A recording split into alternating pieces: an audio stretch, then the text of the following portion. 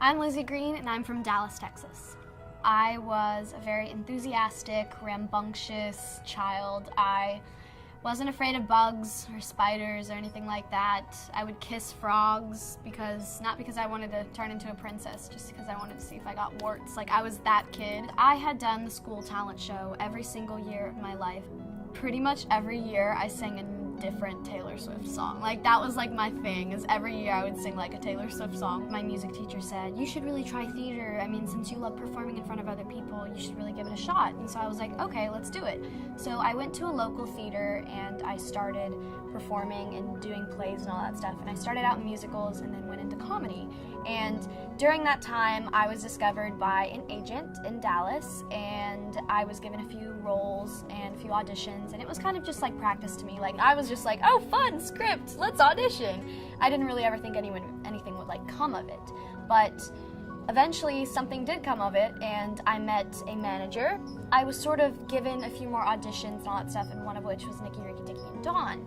And I auditioned for it, like I said, not thinking anything of it.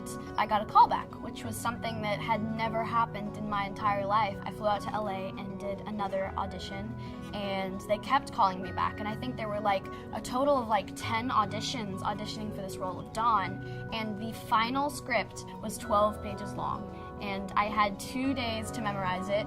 Memorizing those 12 pages was really hard for me because it was my first time ever doing this. So I eventually did it, and that's where I met my TV brothers, and also where I met my TV parents.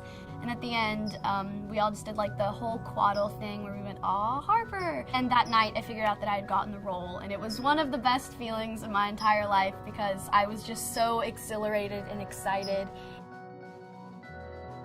You, under no means, have to be a celebrity or have a fan following or be famous in order to make a difference in the world. When I was in the 2nd grade, I saw an ASPCA commercial, and seeing In the Arms of the Angels playing in the background and seeing all the sad animals, it absolutely killed me. I decided to go up to my principal and ask if I could start like a fundraiser for ASPCA. I started like on the next Monday, and I raised $178, and it was such a good feeling to be able to go and like give that to the people at ASPCA because they were so incredibly grateful, because a little goes a long way for them. From there on out, I was really focused on, in my life, I was always wanting to make others feel good and make others happy.